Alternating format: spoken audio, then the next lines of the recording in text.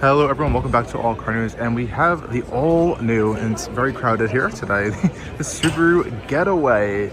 And yes, the name is a bit interesting, but this is a pretty important vehicle for Subaru. It's their first three-row electric vehicle, and the specs are actually mildly quite promising. We have 420 horsepower, around up to 300 miles of range in specific trims as well. And it essentially is a Toyota Highlander EV at the end of the day, but it's actually getting more power than that Toyota Highlander, and I honestly think it looks even better. I think Subaru did a really good job on the design of this new exterior design. It doesn't look identical to that one Highlander EV at all, actually. So I think they did a great job. The interior is the same, as you can see. We'll have a little bit of a look at that in a second here. The rear is really reminding me a lot of the new Cayenne EV, actually, which is kind of crazy to say. And the name is interesting for sure, but it's offering quite a lot of space, quite a lot of overall cargo room as well. And overall, I think this is going to be a pretty good seller, and we're going to expect pricing around the $55,000 range to start. There will be an entry-level model as well coming down the road, so definitely keep an eye out for that. Otherwise, you'll get dual motor all-wheel drive, 420 horsepower. I'm not sure exactly on the range of this higher output version. Let's have a quick look at the rear taillight design back here. Again, you can kind of see this shape over here, which reminds me quite a lot of the newer style Jeep Wagoneer S, actually, which is quite interesting. And you can see these new LED taillights we have out back over here. Pretty nice overall sleek shape, and I think the rear end looks quite nice. Now let's open up the trunk, have a look at what's going on back here. Popping open that rear tailgate section over here, we can see we have a pretty decent trunk section. So we have a power rear tailgate, good amount of space behind the third row. We can fold those seats down, it looks like, with the power operation there.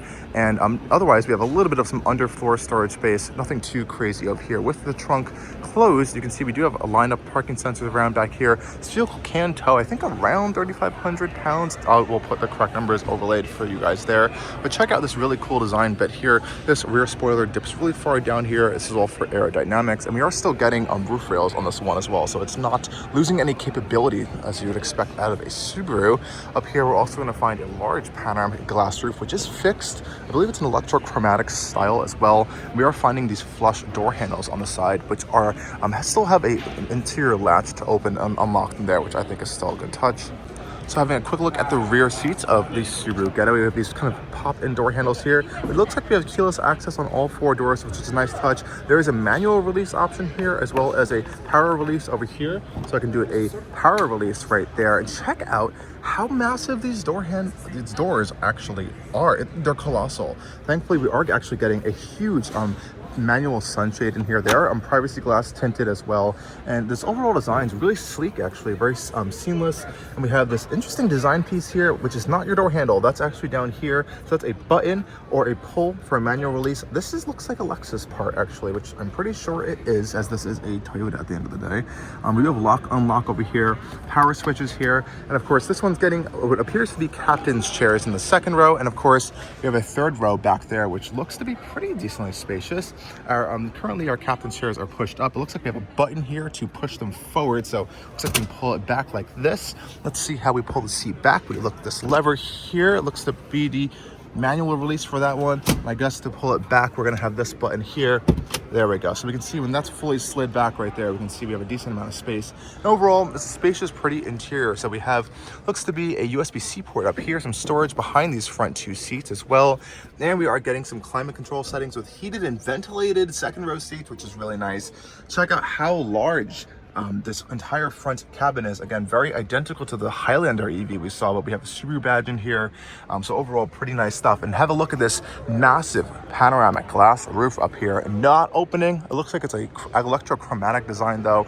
These seats seem to be pretty comfortable in their construction as well. A little bit of some side bolstering support there. And we have a, looks like to be, we have a nice armrest over there that is adjustable, which is a cool touch. And again, here's the operation to move these seats up. It looks like you press this button there, and the seat should launch forward automatically for you, which is pretty nice. Not completely down. It looks like that's because our seat's up there, but that's kind of nice to see there. We have a release back here if you're in the third row.